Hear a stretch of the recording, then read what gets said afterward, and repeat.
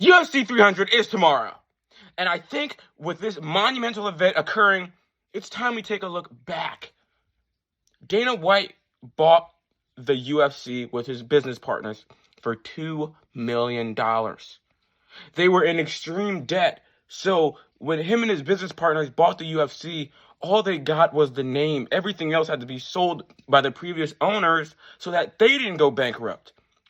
The UFC was ran through the mud for years on years. Called human cockfighting, called the wannabe little brother to boxing. Well, Dana White sold that little brother for $4 billion. One of the biggest sports sales ever. The UFC has turned into an ecosystem with PIs all over the world. They're opening one in China. They're looking to open, there's a PI in Mexico. It's a global phenomenon. It went from a business to a family with its own sections of jobs, not just for the fighters, but the cameramen, the commentators, the reporters, the judges. There's names that wouldn't be names without the UFC. Guys like Herb Dean, who gained a massive fan base through the fans of the UFC, was able to elevate his career through the UFC. Guys like Joe Rogan, big names that started off in this company that was bashed and belittled for so long. But Dana White had a vision. The little boy from Boston had a vision, and he turned it into a reality. And that's what you see a lot of fighters do. They turn their dreams of becoming a champion, becoming a two-division champion, into reality. Daniel Cormier, GSP came back to beat Michael Bisping. Monumental moments. Brock Lesnar versus Frank Mir, 2. Monumental moments. Shoot, we got a guy on 300, Alex Pereira, two-division champion in 2 years. Monumental moments. Some people look at fighting and they only see the fighting. They don't see the work that goes into it. They don't see the hour and 30-minute drive Max Holloway makes to the gym every day. The time he takes away from seeing his family and his son to train and to get better and to win and to work on himself as a fighter and as a man. The sacrifices fighters make are not seen. You just see him step into the octagon and put on phenomenal shows.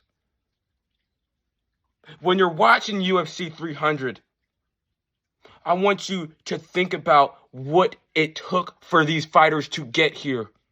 Going back to Max Holloway, he's been in the UFC since his early 20s. He's been doing this his whole life. This is his life. For most fighters, this is your life. If you want to be the best, you have to give it your all.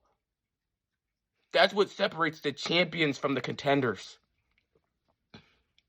We've seen guys rise, we've seen guys fall. Alexander Volkanovski, a great champion. We've seen him when he just came fresh out of rugby, a little scrappy Aussie, to a champion, a demolisher, one of the best featherweights in history. He lost his belt now, passing the reins on to restart that story with Ilia Topuria. It is something beautiful. It's not just fighting. It's not. It's so much deeper. From the training to the mentality you have to walk into that octagon and know, I might not leave here alive. I might not leave here remembering some things that are very important, like my family or kids. I might leave here extremely damaged. But I'm willing to take that risk to be a modern day gladiator, to do something most people couldn't even think of doing. So when you watch this UFC 300 event, appreciate the years of UFC. Appreciate the growth of the company. Appreciate the fighters. Now, get ready for an amazing pre-fight review, guys. Peace out.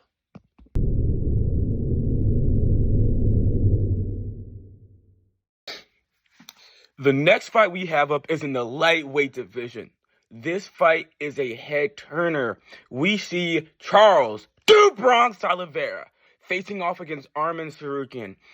Guys, this fight is big on so many levels. Charles Oliveira is a GOAT of the lightweight division. He holds the most submission victories, sitting at 21. But a guy like Arman, he's an up-and-comer. In my opinion, I compare him to a young Islam. He can strike, and he can grapple, and he doesn't get tired. Usually we see Charles knock a guy down and hop on top of him and look for a submission and grind him out on the ground through grappling. With Arman, it's just not gonna be that simple. He's a great grappler. He has a takedown against Islam. I watched the fight. It wasn't really a takedown. Islam got a whizzer. They were side to side, hip to hip. But the refs, they called it a takedown, so it is what it is. I mean, the judges, I'm sorry. Guys, this fight between Charles and Arman, if this was on any other card, this would be nothing but the main event. This is absolutely insane. We see Charles, he's at 34 years old now, but he hasn't shown us any reason to doubt him because of his age. He's still been performing at the highest level, only losing to the highest guys like Islam Makhachev, guys like Max Holloway. So he hasn't shown us any reason to doubt him, and that's why I will be going with Charles Oliveira. I'm not even basing it. It's just because it's such a close matchup. I can't base it off of fighting ability. I will say this, Arman is the younger guy, but Charles has been in this situation more. He's had more fights that have gone into the deep waters. Arman, like I keep on saying, he's a younger fighter. He's still new to this. He still has some things about his fighting style and fighting advantages and disadvantages that he has to figure out and tweak out. He's not going to give up on the takedowns. He's going to keep on going and keep on going. And maybe if Charles is able to catch him on a bad takedown and get something locked up, that might be the chance. But it's not smart to count out a guy like Arman Tsarukyan. This fight can go one of many ways, okay? It can go to the ground immediately. And if it goes to the ground immediately with the caliber that both of these fighters have on the mat, is not going to a decision if they go to the ground. Somebody is getting choked out. Somebody's getting leg locked out. Something's happened to somebody. And if they stand and strike, we have seen Charles get knocked down by his more known opponents, And Arman's no joke. He has power. We've seen what he did to Beneil Dariush. He threw a knee. The knee didn't land. I watched the clip back. It was not the knee that knocked him out. He had one leg up, then threw a vicious check right hook and flatlined Beneil Dariush off of one leg. Power is there too, along with the takedowns. Arman is something real. He is something real. He will pose a real challenge to Charles. And if Charles can beat Arman, as much as I love Dustin Poirier, there's been talk of Dustin Poirier facing Islam. If Charles Oliveira is able to beat this strong, nasty up-and-comer in Arman Tsarukyan, Dustin has to step to the side, and Charles has to be the first one in line to fight Islam. Because this is a tough fight. And in my opinion, this, without a shadow of a doubt, should be a main event fight. I can't tell you right now who can win. I've done research on both fighters, and I do not know. The matchup is too close. UFC 300, make sure to be watching it from the early prelims, brother.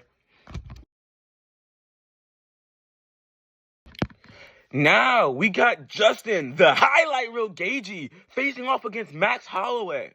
Guys, another fight where it's like, how is this not a main event fight? And I mean it this time. I would, and this is me speaking honestly, as an MMA fan to MMA fan, I would have had no problem seeing Max Holloway versus Justin Gaethje be above Jamahal Hill versus Alex Pereira. I'll say this. I personally feel this fight will go longer. I feel like if Justin comes out as technical as he did against a guy like Dustin Poirier, because Daniel Cormier on his YouTube channel, he did a great job of breaking down the Dustin Poirier versus Justin Gaethje fight, and how from the very second that fight started, Justin started to set up that head kick.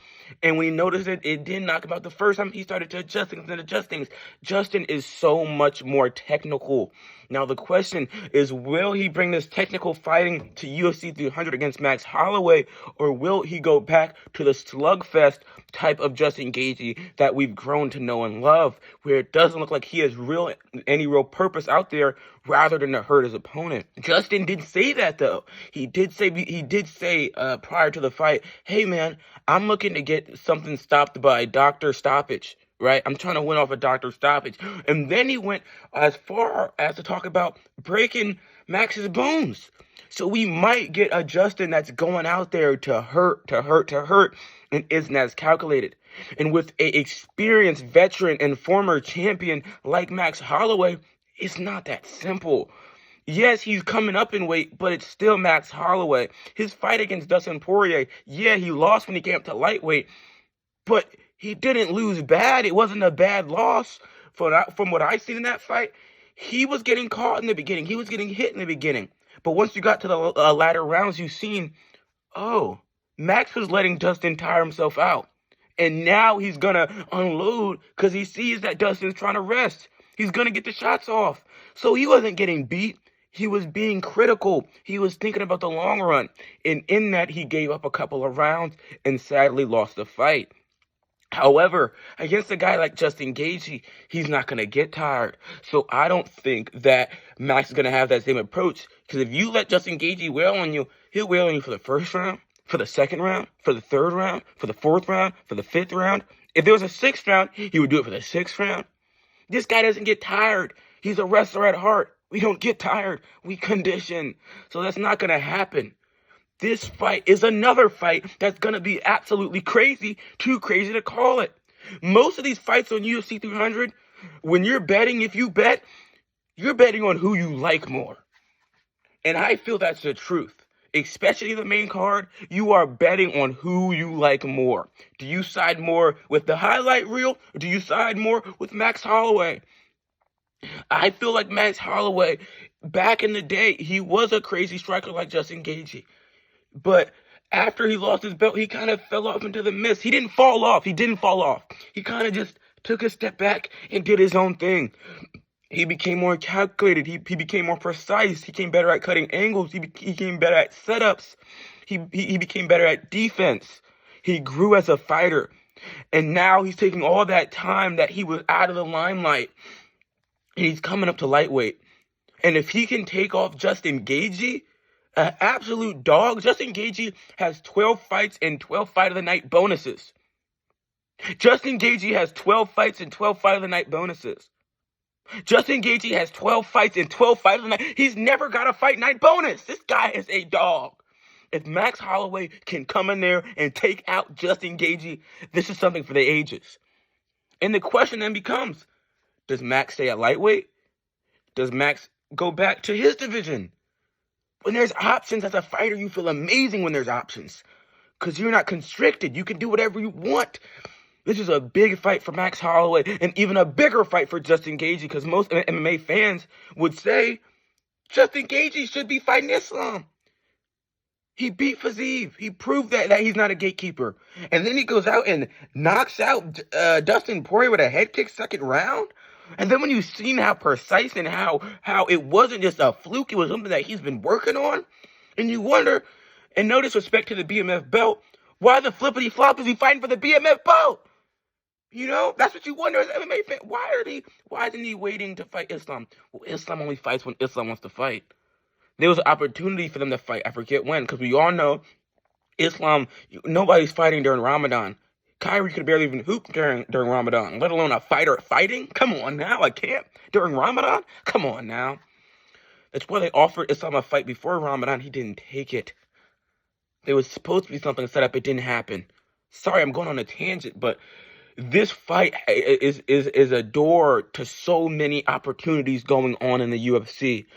For Justin Gaethje, in my opinion, this is another fighter to where if he wins, is this a immediate title shot? Has he proved enough? You know? For Max Holloway, if he wins this fight, no matter how much Ilia Topuria was to say, I'm not giving Max a title shot, He just beat Justin Gaethje. Dana's gonna make you sign it, or you're gonna give up the belt. Another fight that could be a main event fight. Another fight that has the power to change the UFC in 25 minutes. Tune in, guys. Wait, not 25 minutes. It's a 5-rounder. I'm in Algebra 1. I don't know what that is, but it's a 5-rounder. Tune in.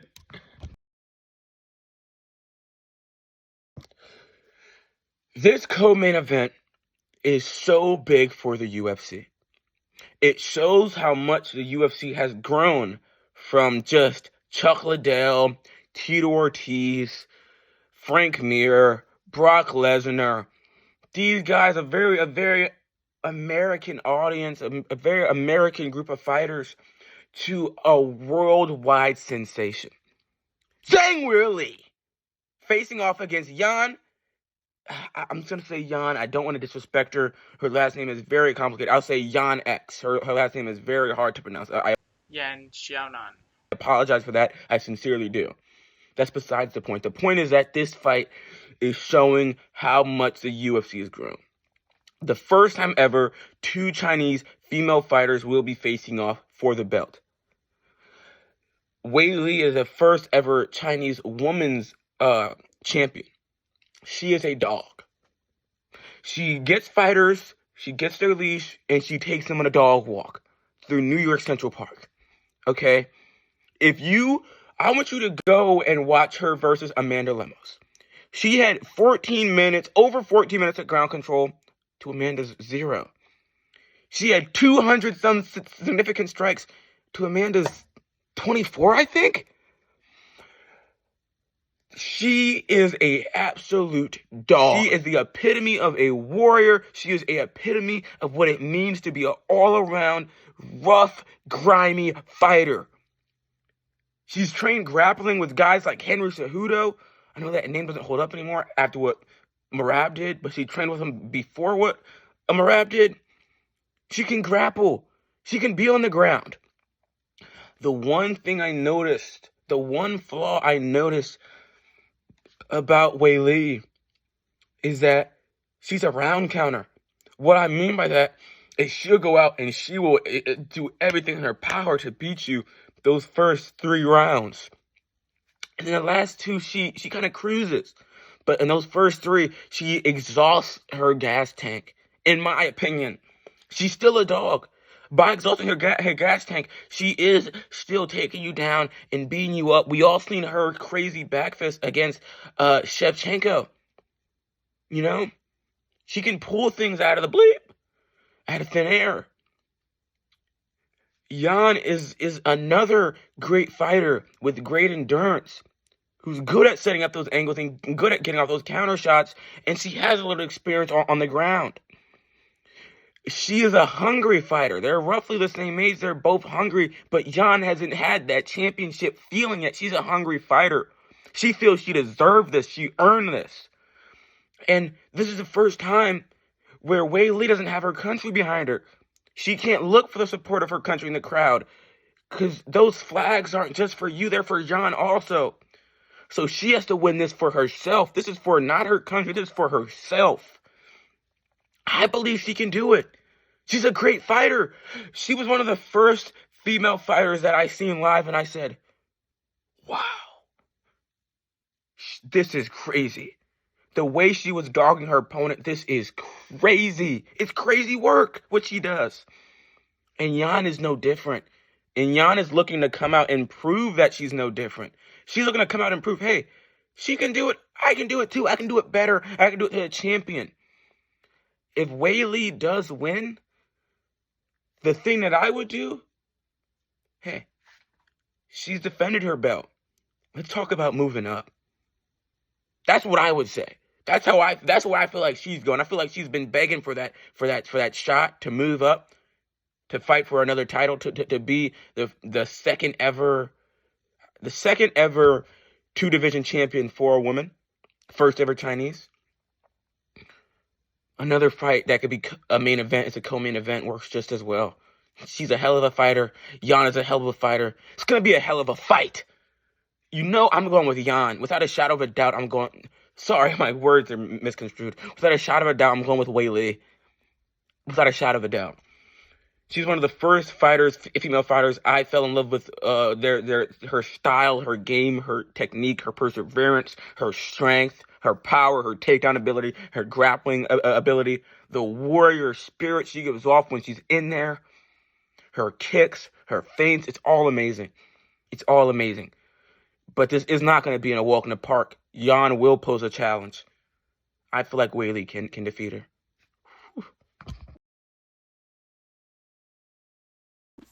Now to the main event. This fight's a little tricky for me. Alex Pereira versus Jamal Hill. In my opinion, on the 300 card, this should be the fourth fight. The fourth fight from the top on the main card, in my opinion. The only reason why this is the main event is because of Alex Pereira and how he has trailblazed through the UFC so quickly. In 2 years, he's become a double champion on 9 or 10 fights. In 2 years, he's become a double champion on 9 or 10 fights. This has never been done before. This guy is a crusader for the UFC, crusader for Brazilian fighters. And he's looking to make another leap, defending his belt at light heavyweight against a champion that never lost his belt in Jamal Hill. Jamal Hill is coming off of an ACL injury. He was playing basketball. Now, apparently, his ACL had been dead for a while, and it just took that motion to cause the final rupture. And it's actually good that it happened out in basketball and not in the octagon. We've seen with Conor McGregor versus Dustin Poirier, even though that was probably a little bit karma, but still, it's better to happen outside the octagon. The question is, we all know coming up to UFC 300, there was still talk about Conor coming back. There was all this talk. We didn't know who was going to headline. Was he rushed into this fight is the question. Is he healed is the question. Of course, as a fighter, if you're a fighter, you know you are never 100% when you step into that octagon. Never. You never are. It's the truth.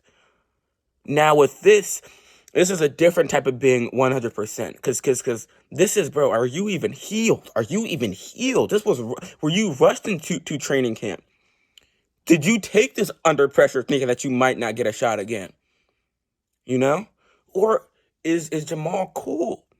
Did he take his time? Does he feel as though I am ready to take on a guy like Alex Pereira? Everybody seems to have something to say about Alex. Oh, his hands are too low. Oh, he has no grappling. But he gets knockouts time and time again. So you have all this to say. You know what his weaknesses are, and yet you can't capitalize on them. Who does that sound like?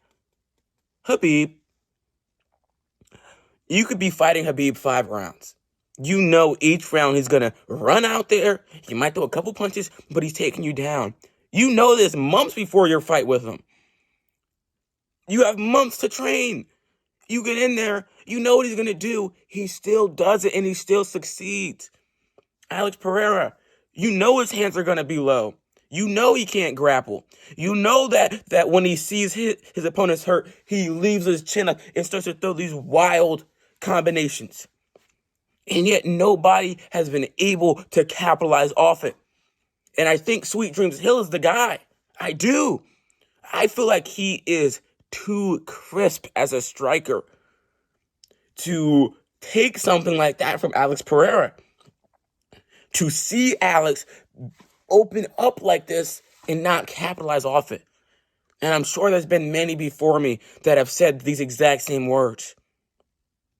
You know? Who would have thought Alex Pereira would have came to the UFC and knocked out Israel Adesanya? What?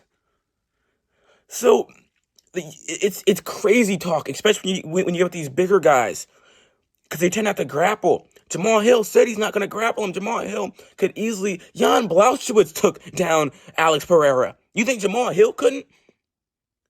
The first class he started taking was jiu-jitsu. He had a jiu-jitsu class that he would go to first when he was 18. Then he went to a regular MMA gym, but it was jiu-jitsu first. We seen how he went up against Glover, Texera, Glover or Teixeira, sorry. We've seen how that went.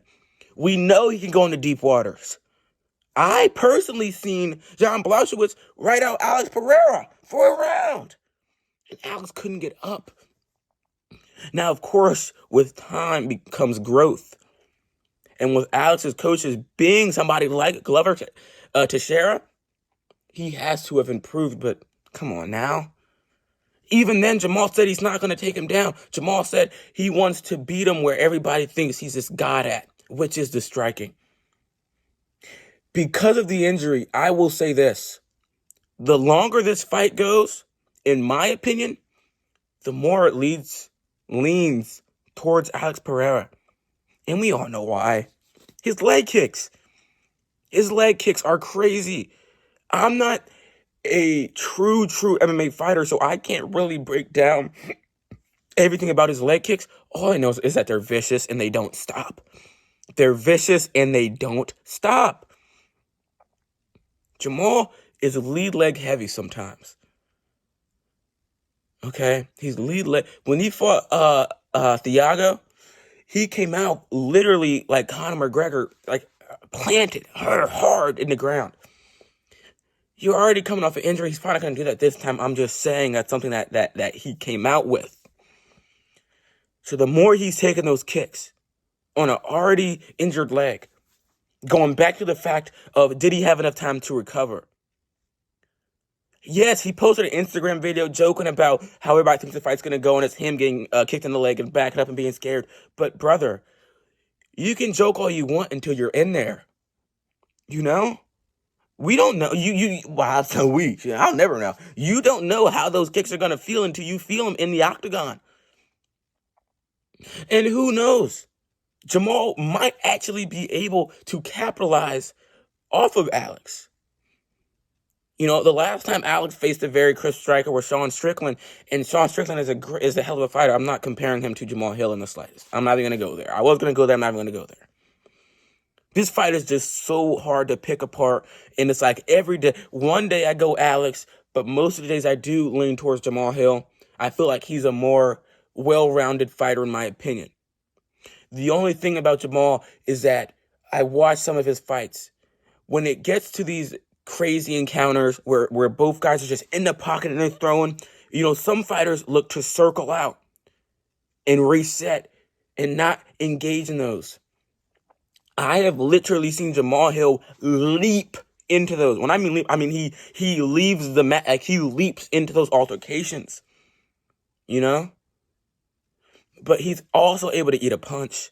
But have you eaten a punch from Poatan? He's beat Brazilians. Have you beat Poatan? This is going to be a crazy fight.